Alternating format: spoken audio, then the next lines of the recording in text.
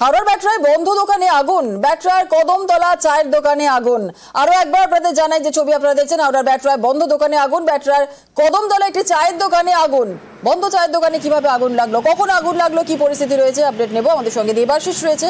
দেবাশিস, কখনই আগুন লাগলো, কি পরিস্থিতি রয়েছে এখন? দেখো, কাল রাত 2:15 থেকে 2:30-এর মধ্যে এই আগুন প্রাথমিকভাবে দেখা যায় এবং মূলত এই আগুন দাউ দাউ করে জ্বলতে থাকে। পাওয়ার হাউসের সামনে দুটি পার্টি অফিস, একটি তৃণমূল কংগ্রেসের, একটি সিপিএম পার্টি অফিস, তার মধ্যেখানে একটি চায়ের দোকান, যা দীর্ঘদিন ধরে বন্ধ ছিল। হঠাৎ করে সেই চায়ের দোকান দাউ দাউ করে জ্বলতে থাকে এবং সেই আগুন ছড়িয়ে পড়ে সিপিএম এর পার্টি অফিসে। পার্টি অফিসের বেশ কিছুটা অংশ কার্যত ভস্মীভূত হয়ে যায়। এই ঘটনাস্থলে দমকলের দুটি ইঞ্জিন পৌঁছে আগুন নিয়ন্ত্রণে আনে। তবে আগুন লাগার কারণ নিয়ে কিন্তু ধোঁয়াশা। গোটা ঘটনা তদন্ত শুরু করেছে ব্যাটরা থানার পুলিশ। ধন্যবাদ।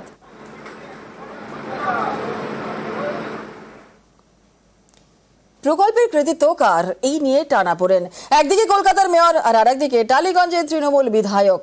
নিকাশি নালার কাজের পোস্টার ঘিরে জলঘোলা।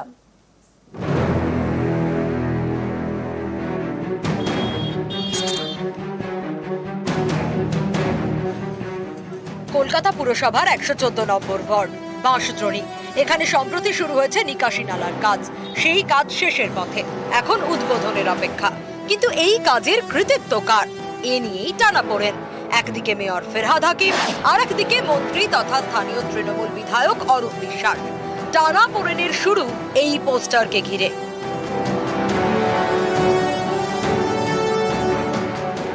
পোস্টারে লেখা প্রতিশ্রুতি পূরণের আরো এক ধাপ। মেইন রোডগুলির ড্রেনেজ সিস্টেমের কাজ সম্পূর্ণ হলো মাননীয় মন্ত্রীর উদ্যোগে এবং কেএমসির সহযোগিতায়। পোস্টারে অরূপ বিশ্বাসের ছবি।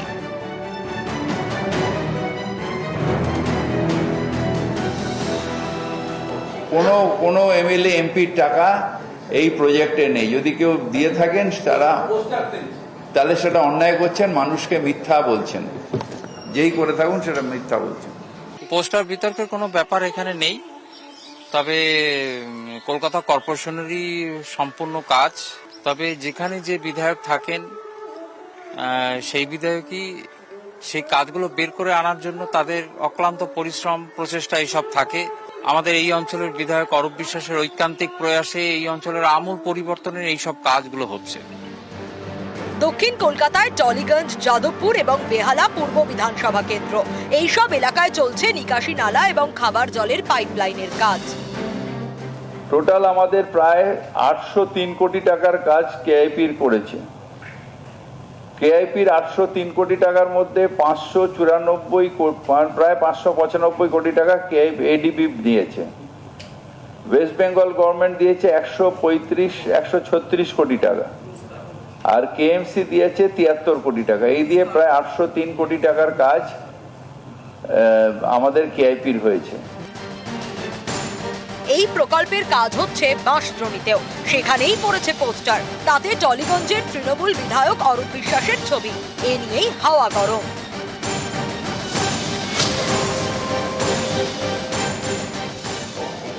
কোনো এমএলএ এমপির টাকা এই প্রজেক্টে নেই। যদি কেউ দিয়ে থাকেন তাহলে সেটা অন্যায় করছেন, মানুষকে মিথ্যা বলছেন। যেই করে থাকুন সেটা মিথ্যা বলছেন। পোস্টার বিতর্কের কোনো ব্যাপার এখানে নেই, তবে কলকাতা কর্পোরেশনেরই সম্পূর্ণ কাজ। তবে যেখানে যে বিধায়ক থাকেন সেই বিধায়কই সেই কাজগুলো বের করে আনার জন্য তাদের অক্লান্ত পরিশ্রম প্রচেষ্টা এইসব থাকে। আমাদের এই অঞ্চলের বিধায়ক অরূপ বিশ্বাসের ঐকান্তিক প্রয়াসে এই অঞ্চলের আমূল পরিবর্তনের এইসব কাজগুলো হচ্ছে। সাধারণ মানুষ বলছেন, কাজ হলেই হলো, সে যেই করুন। সরকার কাজ করছে, সে পুরসভাটাও সরকারের, আজকে যে মন্ত্রী সেও সরকারের। কাদের ছবি দিয়ে কাজ হবে এটা কিন্তু সাধারণ মানুষের কাছে বিষয়টা নয়, কাজ হওয়াটা নিয়ে কথা। আমরা পরিষেবা পাবো, সেই পরিষেবা অনুযায়ী কিন্তু কাজটা করবো। সাধারণ মানুষ চাইছেন পোস্টারে যার নাম থাকুক বা না থাকুক, কাজ হোক। সাধারণ মানুষ চাইছেন জমা জল থেকে প্রতিকার। সাধারণ মানুষ চাইছেন দ্রুত কাজ শেষ হোক। ক্যামেরায় বিপুলের সঙ্গে বিশ্বজিৎ, নিউজ 18 বাংলা। শিক্ষকের অভাব, ডেবরায় 1 বছর ধরে বন্ধ সরকারি স্কুল। হাইকোর্টের হস্তক্ষেপ এবং রাজ্য সরকারের পদক্ষেপে শেষমেশ স্কুল খুলছে এপ্রিল থেকে। নিয়োগ করা হয়েছে 3 জন শিক্ষককে।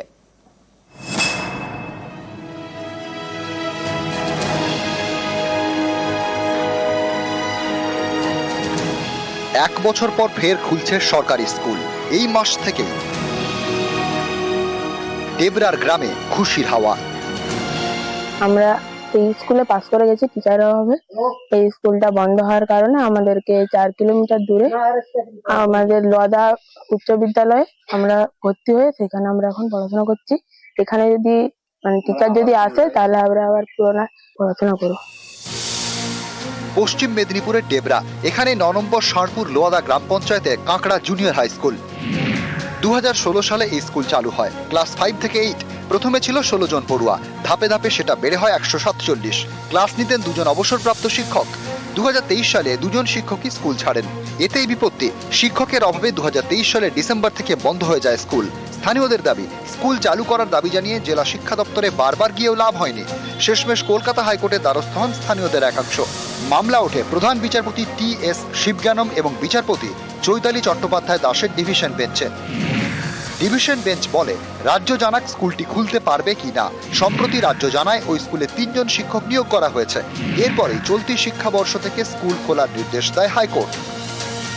হাইকোর্টে আবেদন করে এই রিসেন্ট একটু শিক্ষক 2 জন এসছেন, মোটামুটি একটা হাইকোর্টে রায় পেয়েছি।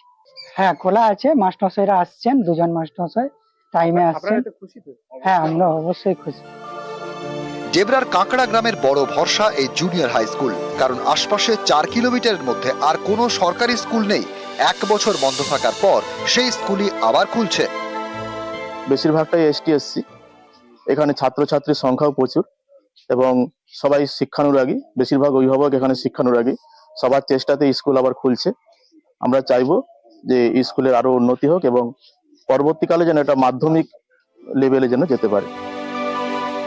ডেবরা থেকে দিগ্বিজয় মাহালি, নিউজ 18 বাংলা। এদিকে রাজ্য জুড়ে রামনবমী পালনের আহ্বান শুভেন্দু অধিকারীর। हम लोग कुछ करने वाला नहीं है।